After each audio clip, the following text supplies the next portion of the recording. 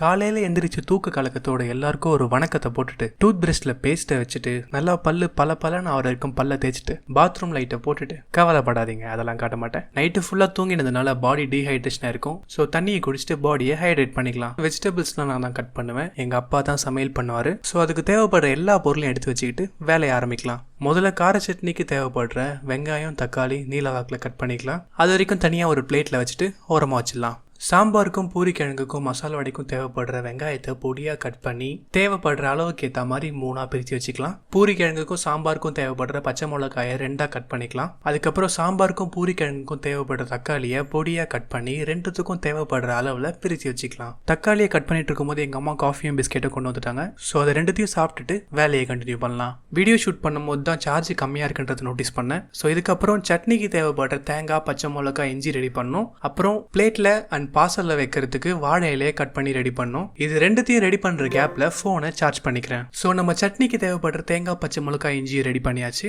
வாழை இலையும் கட் பண்ணியாச்சு. அண்ட் எங்க அப்பா கார சட்னி அரைக்கிறதுக்கும் வதக்கி வச்சுட்டாரு. சோ இப்போ ஸ்ட்ரைட்டா மிக்ஸி ஆண்ட போயிட்டு வேலையை ஆரம்பிக்க வேண்டியதான். கார சட்னியும் ரெடி ஆயிடுச்சு, தேங்காய் சட்னியும் ரெடி ஆயிடுச்சு. கார சட்னியை கொண்டு போய் வெளில வச்சுட்டு தேங்காய் சட்னிக்கு தாளிப்பு போடலாம். சோ எண்ணெய் நல்லா காஞ்சிச்சு நினைக்கிறேன். முதல்ல தேவைப்படுற கடுகு போட்டுக்கலாம். அதுக்கப்புறம் கருவேப்பிலையும் கொஞ்சமா காஞ்ச மிளகாயும் போட்டுட்டு தாளிப்பை சட்னியோட சேர்த்து.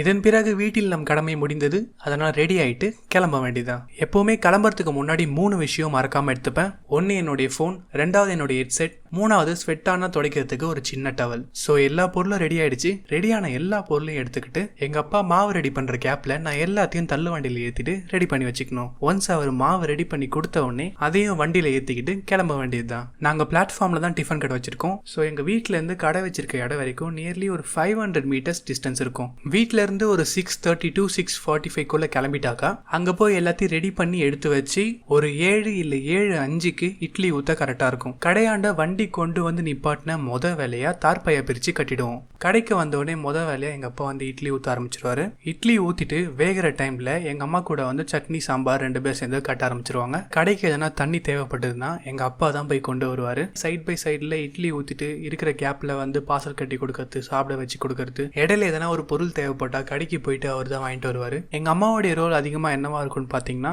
சாம்பார் சட்னி கட்டுவாங்க, பார்சல் கட்டி கொடுப்பாங்க, கடைக்கு வர கஸ்டமருக்கு சாப்பிட வச்சு கொடுப்பாங்க. அண்ட் என்னுடைய ரோல் என்னவா இருக்கும்னு பாத்தீங்கன்னா கடாயில முதல்ல எண்ணெய் ஊத்தி ஃபர்ஸ்ட் மசால் வடையை போட்டு எடுத்துருவேன். மசால் வடை வேகிற கேப்ல பூரி மாவு தேய்ச்சி வச்சுப்பேன். அண்ட் தென் மசால் வடையை வெந்த பிறகு அதை எடுத்துட்டு மெது வடையை போட ஸ்டார்ட் பண்ணிடுவேன். மசால் வடையை ஒரே டைம்ல போட்டு எடுத்துலாம். பட் மெது வடை அப்படி கிடையாது, ஒரு 4-5 டைம் போடுற மாதிரி இருக்கும். ஸோ வர கஸ்டமர் யாருன்னா பூரி கேட்கற வரைக்கும் மெது வடை போட்டு எடுத்துட்டே இருப்பேன். வடை வேகிற டைம்ல சைட்ல அப்படியே பூரியும் தேய்ச்சி வச்சுப்பேன். கஸ்டமர் யாருன்னா இடையில பூரி கேட்டாங்கன்னா வடையை நிப்பாட்டிட்டு பூரி போட்டு கொடுத்துட்டு மறுபடியும் வடையை கண்டினியூ பண்ணுவேன். ஒன்ஸ் எல்லா வடையும் போட்டு முடிச்ச உடனே என்னுடைய வேலை என்னவா இருக்கும் பாத்தீங்கன்னா வர கஸ்டமருக்கு பூரி தேய்ச்சி போட்டு கொடுக்கறது அண்ட் எங்க அப்பா அம்மா கூட சேர்ந்து பார்சல் கட்டி கொடுக்கறது, சாப்பிட வச்சு கொடுக்கறதுன்னு சொல்லிட்டு இதே மாதிரி ஒரு ரொட்டீனா போயிடும். ஒரு 9:30க்கு மேல வியாபாரம் கொஞ்சம் ஸ்லோ ஆக ஆரம்பிச்சிடும். ஏன்னா எல்லாரும் ஸ்கூலுக்கு போயிடுவாங்க, வேலைக்கு போயிடுவாங்க. அதனால கஸ்டமர்ஸ் கம்மியா தான் வருவாங்க. அந்த டைம்குள்ள இருக்கிற எல்லா பொரியும் நான் கம்ப்ளீட்டா போட்டு வச்சிருவேன். ஒரு 9:30க்கு மேல கொஞ்சம் ஃபியூ மினிட்ஸ் நான் பிரேக் எடுத்துப்பேன். எங்க தெரு முனையில இருக்க குழாயில போயிட்டு நல்லா ஃபேஸ் வாஷ் பண்ணிட்டு ரெஃப்ரெஷ் ஆயிட்டு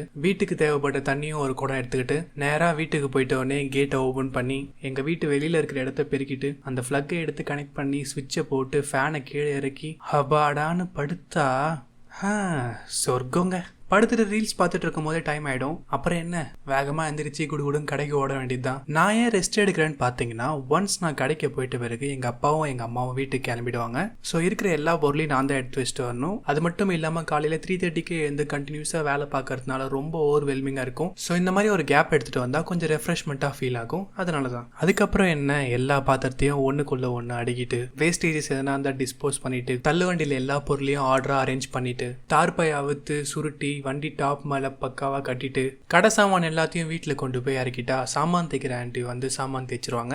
நான் அதுக்கப்புறம் போயிட்டு குளிச்சுட்டு எதனா டான்ஸ் வீடியோ ப்ராக்டிஸ் பண்ணணும்னா ப்ராக்டிஸ் பண்ணிட்டு அதை ஈவினிங் ஒரு 4:30 5 அந்த மாதிரி ரெக்கார்ட் பண்ணுவேன். ரெக்கார்ட் பண்ணிட்டு எடிட் பண்ணி ஒரு 6 அந்த மாதிரி அப்லோட் பண்ணுவேன். பட் என்னால கன்சிஸ்டண்டா டெய்லி வீடியோ போட முடியாது.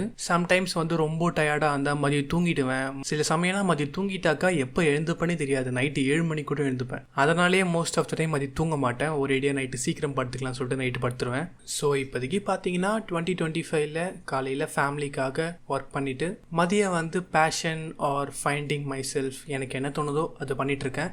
ஸோ என்னுடைய ஒரு டே ஃபுல்லாகவே ஃபிசிக்கல் எஃபோர்ட்டை பேஸ் பண்ணி தான், அதாவது உடல் உழைப்பை பேஸ் பண்ணி தான் இருக்குது. ஸோ என்னுடைய கண்டென்ட் பிடிச்சிருந்ததுன்னா மறக்காமல் சப்ஸ்கிரைப் பண்ணுங்கள். அண்ட் வீடியோ பிடிச்சிருந்ததுன்னா மறக்காமல் இந்த வீடியோ லைக் பண்ணுங்கள். நீங்கள் லைக் பண்ணுறதுனால நிறைய பேருக்கு இந்த வீடியோ போய் சேரும். அது எனக்கும் ஹெல்ப்ஃபுல்லாக இருக்கும். அண்ட் உங்கள் ஃப்ரெண்ட்ஸ் அண்ட் ஃபேமிலிக்கு இந்த வீடியோவை ஷேர் பண்ணுங்கள். உங்களுக்கு ஏதாவது என்கிட்ட கேட்கணுன்னா மறக்காமல் கமெண்ட் செக்ஷனில் மென்ஷன் பண்ணுங்கள். நான் வந்து ரிப்ளை பண்ணுறேன். ஸோ இதே மாதிரி அடுத்த ஒரு சூப்பரான வீடியோவோட உங்களை வந்து சந்திக்கிற வரைக்கும் பை பாய்.